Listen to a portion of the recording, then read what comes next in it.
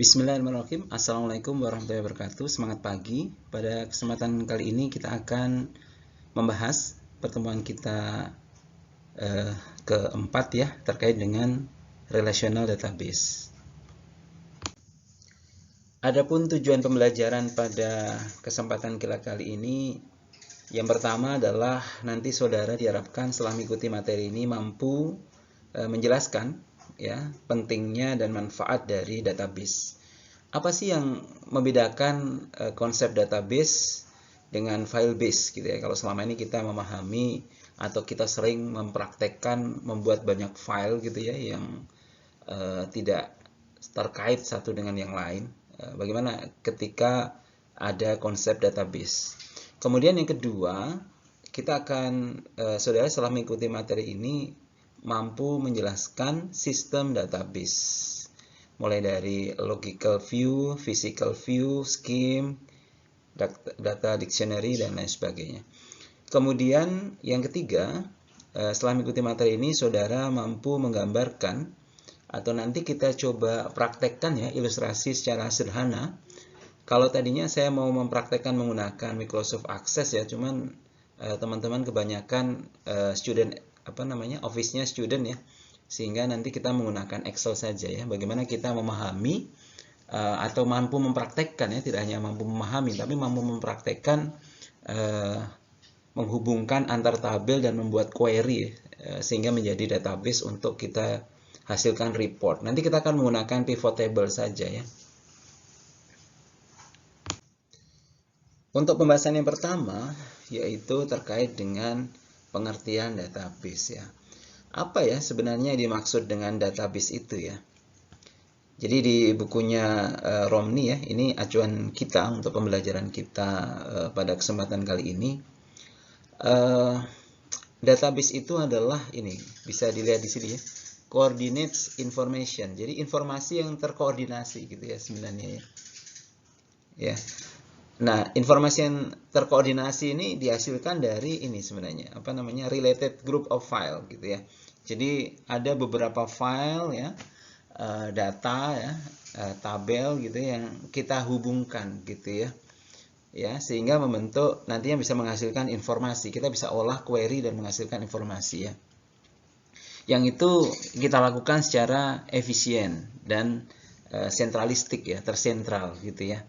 Jadi kalau kita mengubah satu titik, maka yang lain akan berubah gitu ya. Misalkan database customer kita ubah, maka ketika kita bikin query ya, maka akan berubah semuanya. Beda dengan file approach ya. Kalau file approach kan mungkin data customer ada di beberapa file, yang ngubah satu yang ngubah semuanya kan gitu ya. Tidak bisa. Kalau ini sekali ngubah, makanya centrally kan gitu ya. Sehingga efisien gitu karena ngubahnya cuma sekali gitu ya. Ini pengertian database. Selanjutnya kita pelajari namanya hierarki data. Nah, hierarki data itu seperti apa sih ya? Yang paling kecil ya, ini yang paling, kalau di bagan itu paling bawah ya. Di bagan ini paling bawah nih saya perlihatkan nih. Nah, ini merupakan field. Gitu ya. Jadi field itu apa? Field itu ada atribut dari sebuah entitas. Gitu ya. Nah, pasti teman-teman masih agak membayangkan gitu ya seperti apa. Nanti kita perlihatkan konkretnya. Mungkin dilihat dulu saja. Nah, di sini ada field. Kumpulan dari field ini akan membentuk record namanya. Ya, atau gini. Saudara misalkan bayangkan Excel gitu. Dalam satu file Excel itu kan ada kolom-kolom tuh. Nah, masing-masing kolom itu namanya field gitu aja ya, gampangnya ya. Nah, file itu namanya, atau di satu sheet itu namanya record gitu ya.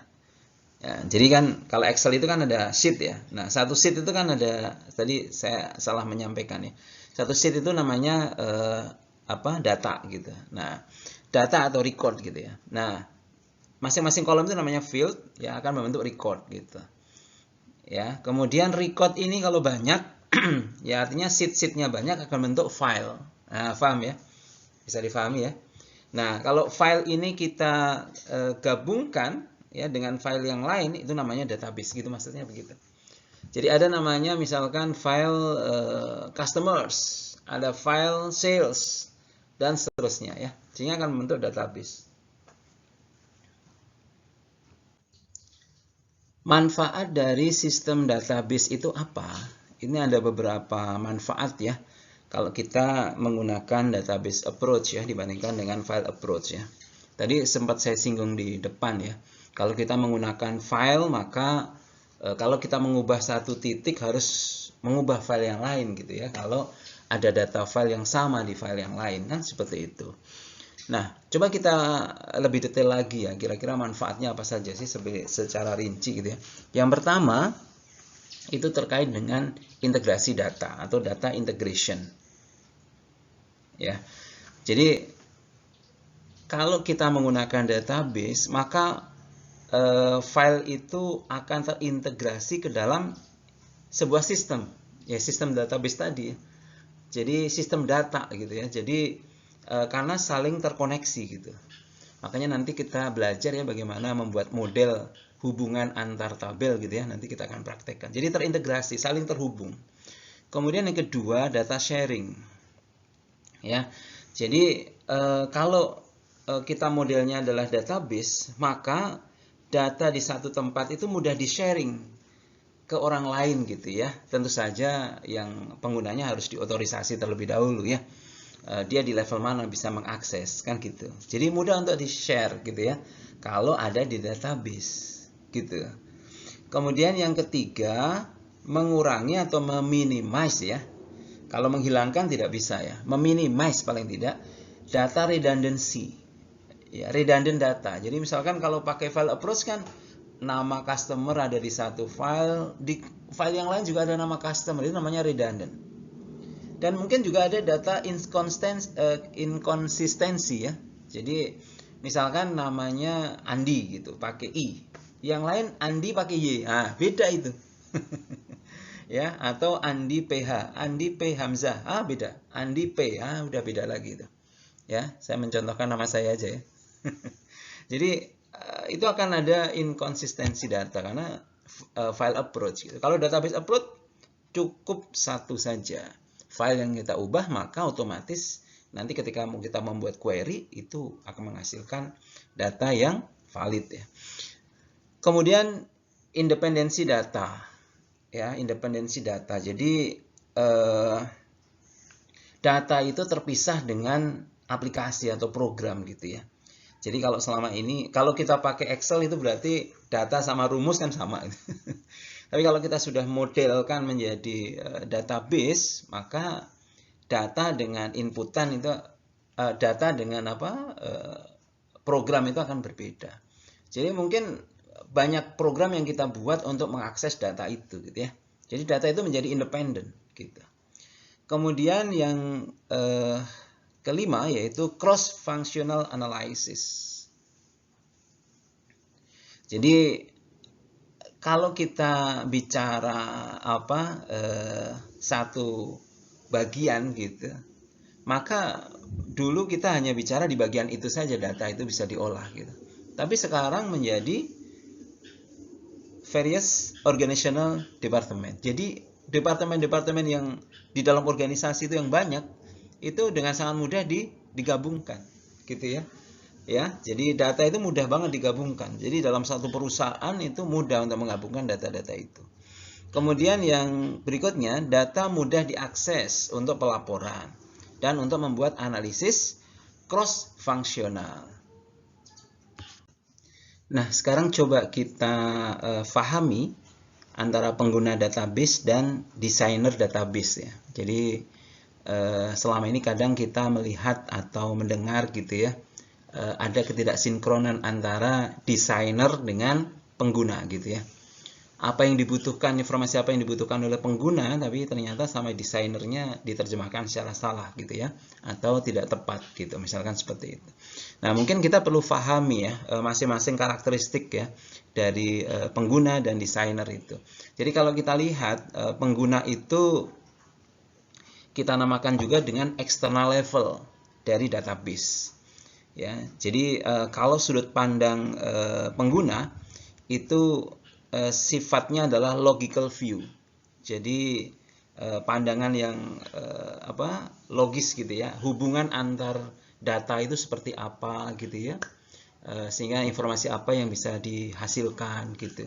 Itu dari sisi atau sudut pandang si pengguna atau users dari database.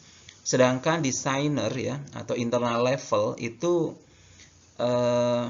dia sudut pandangnya adalah dari physical view ya. Jadi secara fisik ya, bagaimana data itu diperoleh, disimpan dalam sebuah sistem gitu ya.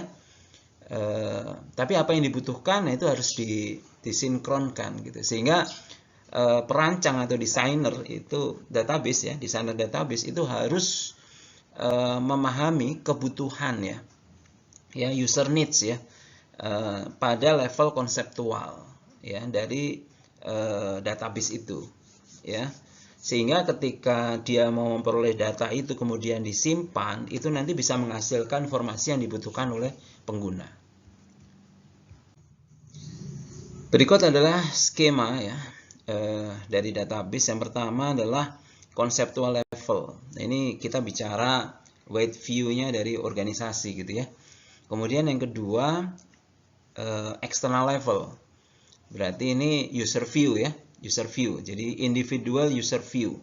Jadi penglihatan dari pengguna individual. Kemudian yang ketiga adalah internal level.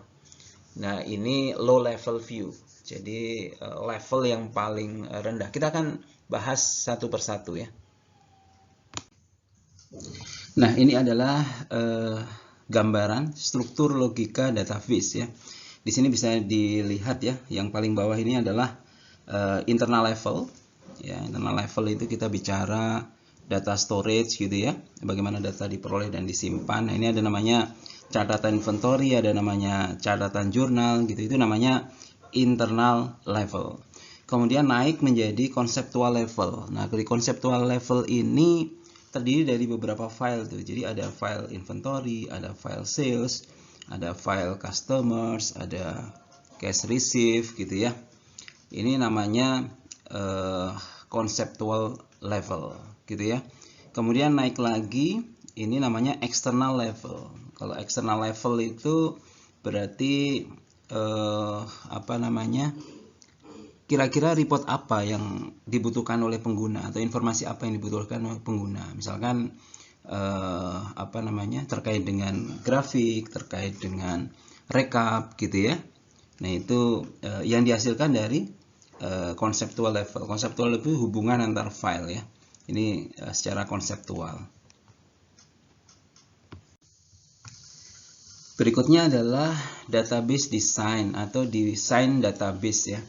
Ketika kita akan mendesain database, kita membutuhkan yang namanya conceptual view atas entire database ya. Jadi seperti tadi saya perlihatkan ya. Jadi di sini di bagian tengah tadi ya, kalau gambar yang sebelumnya itu kan ada file gitu ya, yang ada hubungan di antara mereka gitu ya.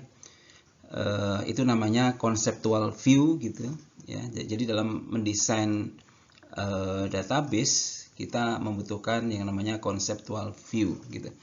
Kemudian ada namanya data dictionary ya, yaitu kamus data ya. Kamus data ini merupakan blueprint ya dari struktur database ya, dimana meliputi ada elemen apa saja yang ada dalam sebuah data yang nantinya akan diambil dengan menggunakan sebuah program gitu ya. Selanjutnya kita harus memahami terkait dengan bahasa ya, bahasa terkait dengan database management system ya, sistem manajemen database. Nah, ini ada namanya DDL ya, data definition language ya. Ini untuk meng-create database ya. Kemudian ada namanya DML. Nah, ini terkait dengan manipulation language ya. Kemudian ada namanya DQL. Ini terkait dengan query gitu ya. Query itu berarti apa namanya, untuk mengolah ya, mengolah sehingga bisa dihasilkan report atau informasi. Nah, selanjutnya kita bicarakan terkait dengan apa itu relational database ya, atau database relasional ya. Database relasional itu menyajikan skema eksternal dan konseptual ya. Jadi kalau tadi kita lihat ya, berarti paling atas itu adalah eksternal, yang tengah itu adalah konseptual, yang tadi ada file-file yang terhubung tadi ya. Nah, kemudian apa namanya, itu dinamakan dengan data view ya, yang disimpan dalam satu tabel gitu ya. Walaupun demikian, conceptual view itu terlihat ke user itu bahwa informasi itu ada dalam satu tabel yang besar gitu ya. Jadi kalau kita bicara semua file itu dikumpulkan gitu ya, ditata gitu, maka akan menghasilkan sebenarnya tabel yang besar ya, yang saling terhubung gitu, satu dengan yang lain. Itu yang dinamakan dengan relational database. Kemudian relational data model. Nah, nanti kita akan praktekkan ya membuat data model ya. Jadi nanti di situ kita akan bisa melihat gitu ya, konseptual dan external level scheme ya. Di mana data itu disimpan dalam sebuah tabel gitu ya. Ya nanti tabelnya jadi banyak ya, karena kalau mau kita masukkan menjadi relational database ya. Jadi nanti kita buat tabel kemudian dimasukkan ke model gitu ya. Nah, dalam sebuah tabel itu nanti ada kolom dan ada baris ya. Jadi di sini bisa kita baca nih, kalau baris itu catatan ya. Sedangkan kolom itu field yang tadi sudah saya sampaikan di depan ya. Nanti kita akan lihat gambarnya. Nah, gambarnya adalah seperti ini ya penggambarannya. Sebagaimana tadi saya sampaikan, ini ada berapa field nih ya. Ada item number, ada description, ada color gitu ya, ada price. Itu namanya field ini. Ada vendor ya, ini field. Jadi field itu digambarkan dengan kolom ya. Kemudian record itu adalah setiap baris ya, setiap baris. Oleh karena itu saya pernah menyampaikan bahwa setiap baris itu harus punya atribut yang lengkap, tidak boleh kosong gitu. Jadi item number ada, description ada ya, white ada ya. Ibaratnya ini Excel ini harus terisi semua nih ya, seperti itu. Ini adalah contoh conceptual view ya. Conceptual view itu berarti ada yang ada di tengah tadi ya, file dan hubungan antar file. Misalkan ada customer name ya, namanya siapa, sales invoice numbernya berapa, kemudian invoice totalnya berapa. Ini sudah levelnya konseptual. Sebenarnya ini masing-masing adalah file tersendiri gitu ya. Ada namanya file customer, ada namanya file sales gitu ya, ada nama filenya inventory gitu ya. Jadi masing-masing files itu dihubungkan, itu berarti kita bicara conceptual view gitu ya, untuk bisa menghasilkan seperti ini. Untuk menghubungkan antar file itu kita memerlukan yang namanya primary key ya. Nah, primary key itu apa? Itu adalah sebuah atribut atau kombinasi dari atribut ya, yang dapat digunakan secara unik ya untuk mengidentifikasi spesifik row atau record ya dalam sebuah tabel ya. Jadi misalkan apa, customer number itu primary key misalkan gitu, dan seterusnya. Item number itu juga primary key misalkan gitu. Nah, kemudian kita lihat ya, kalau foreign key itu apa ya. Kalau foreign key ya, kalau foreign key itu, foreign itu kan asing ya. Dia adalah primary key di tabel lain gitu. Ini ya, primary key in another tabel. Jadi yang dia nanti untuk bisa saling menghubungkan gitu harus ada primary dan ada foreign gitu ya. Seperti itu. Ya, intinya adalah ada tabel yang ada key ya dalam sebuah tabel yang bisa dihubungkan yang sama gitu. Jadi kalau ada tabel misalkan ID customer gitu, nanti di tabel customer dengan misalkan ID customer di tabel penjualan misalkan gitu. Itu nanti apa namanya, ID customer di tabel customer itu namanya primary key gitu. Ya. Tapi di tabel penjualan itu foreign key. Nah, gitu ya, seperti itu contohnya.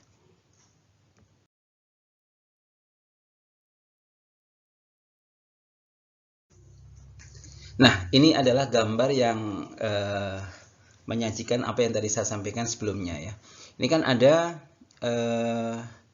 customer ya, ini file customer, kemudian ini ada file sales ya. Nah, di sini adalah ada customer number nih. Ini pasti apa ini? Ya, ini primary key nih. Ya, makanya namanya primary key nih. Ya, kemudian di tabel penjualan ini juga ada yang namanya customer number. Customer number, crash itu number ya bacanya. Nah, ini merupakan foreign key. Nah, gitu ya. Ini yang saya tunjukkan aja ya. Dua ini ya.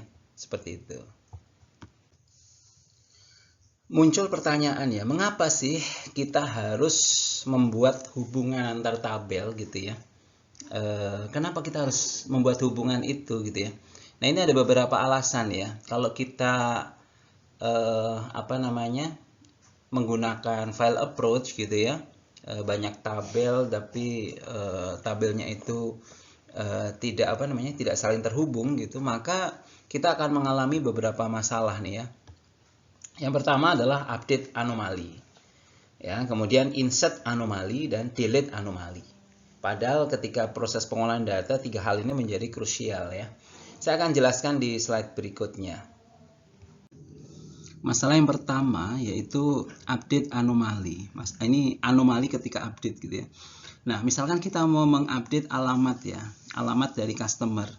Nah, itu kalau kita punya banyak file, ini teman-teman bisa bayangkan ya, banyak file yang ada data customer, maka alamat customer, maka kita mengganti satu data, maka yang lain nggak akan otomatis gitu loh. Ini kalau kita bicaranya bukan database ya. Jadi kalau 4 kali kita di 4 file alamat customer ya, kita harus ganti 4-4-nya. Ini kan menjadi anomali update ya kan.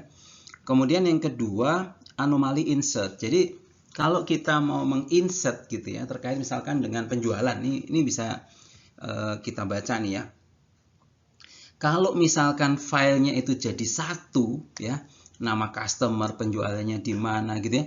Kalau nama customernya kita masukkan dulu gitu ya, tidak ada penjualan padahal, maka akan blank kan gitu. Jadi ini juga menjadi masalah gitu ya. Bagaimana ini harusnya saling terhubung antara data penjualan dan data customer gitu, sehingga data customer itu sendiri, data penjualan itu sendiri, dan mereka ada hubungan gitu ya. Tabelnya dihubungkan menjadi database. Itu akan menjadi tidak terjadi namanya anomali insert. Masalah yang ketiga adalah anomali delete ya, atau anomali penghapusan. Ya, ini terjadi ketika misalkan ya, kita menghapus baris ya. Kita menghapus baris di sales table, tabel penjualan, di mana di situ ada alamat dari customer ya. Saudara bisa bayangkan ya, kalau misalkan ada tabel, di situ ada penjualan, terus ada customernya, ada alamatnya gitu ya. Ini bukan database ya, ini masing-masing tersimpan dalam tabel ya, penjualan ya. Kalau kita menghapus data itu, berarti termasuk alamat-alamatnya juga akan terhapus gitu ya. Harusnya memang kita ada tabel khusus ya, yang kita hubungkan ke tabel penjualan gitu loh.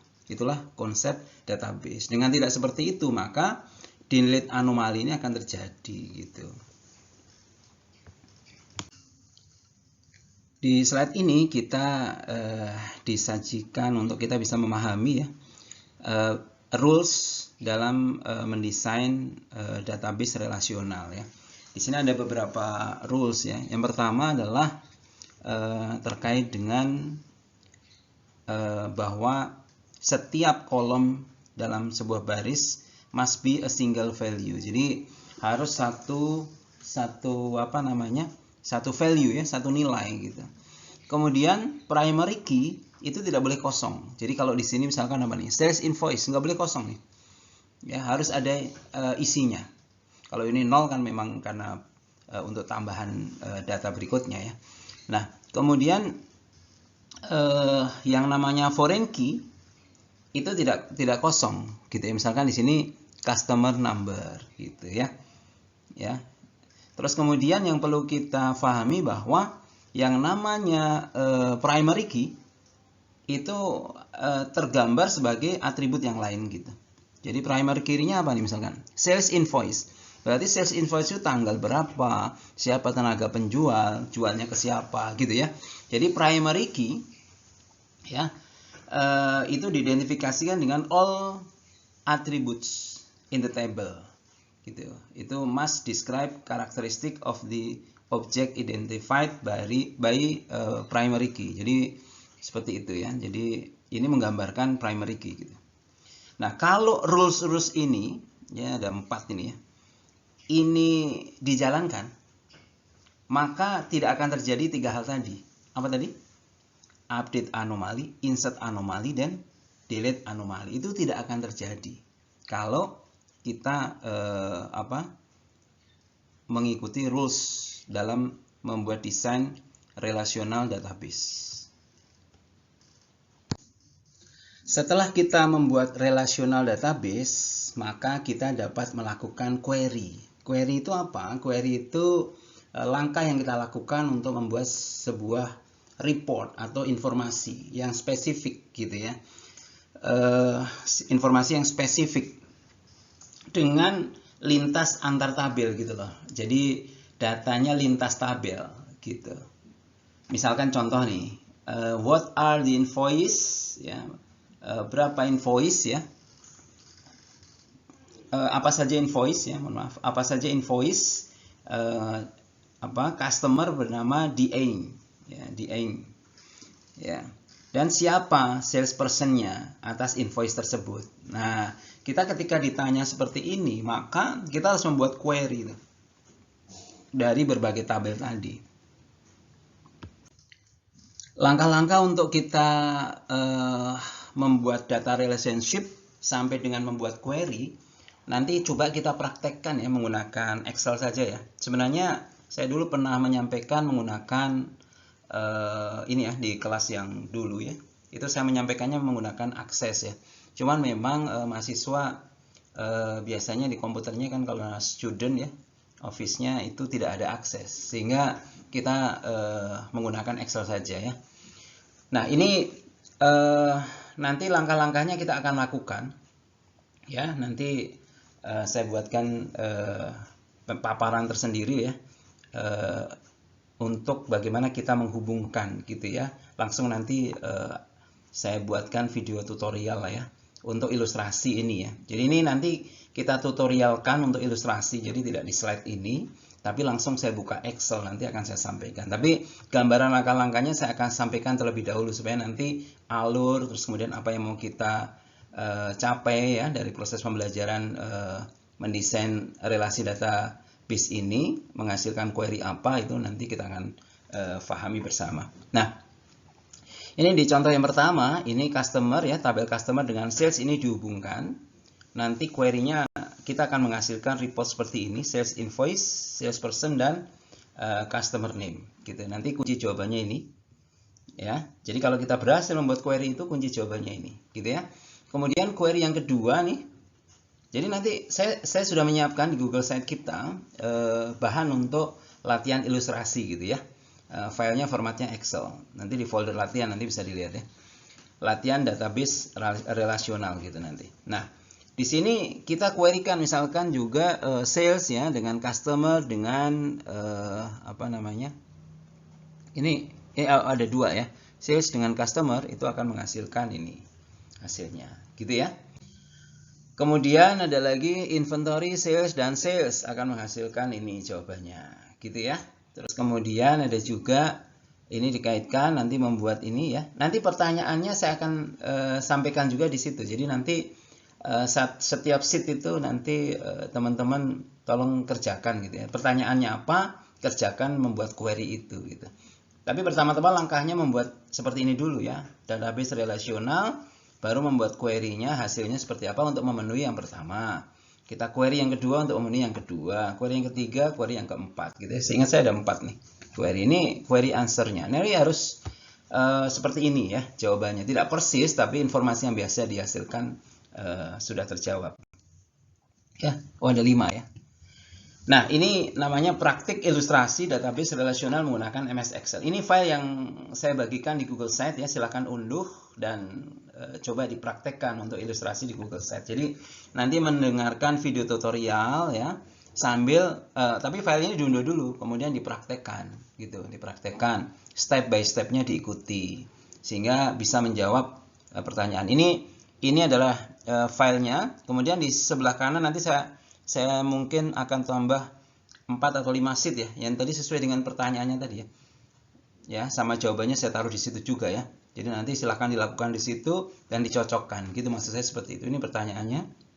Nanti saya masukkan di masing-masing sheet gitu. Nah, setelah itu ilustrasi mempraktekkan, nanti kita kerjakan. Saya minta saudara-saudara mengerjakan di yang berikutnya ya. Nanti saya sudah siapkan soal latihan untuk yang berikutnya setelah mengerjakan ilustrasi ini. Nah, ini soal latihan ya. Latihan. Kalau tadi kan ilustrasi. Nah, sekarang latihan. Ilustrasi tadi diikuti. Latihan coba dikerjakan sendiri. Boleh berkelompok, boleh ya. Menggunakan MS Excel. Ini datanya berbeda. Ada beberapa pertanyaan di bawahnya. Silahkan dikerjakan. Nanti jawaban masing-masing pertanyaan taruh di sheet yang berbeda gitu ya. Ya, demikian materi kita pada kesempatan kali ini. Setelah ini nanti saya minta teman-teman mendownload ya tadi file Excel ya untuk ilustrasi, mengikuti ilustrasi bagaimana membuat relational database, kemudian dipraktekkan berdasarkan video tutorial tersebut. Kemudian nanti selanjutnya ada soal latihan yang harus dikerjakan tadi yang di file latihan ya dalam format Excel. Mungkin itu ya, semoga bermanfaat. Terima kasih banyak. Assalamualaikum warahmatullahi wabarakatuh.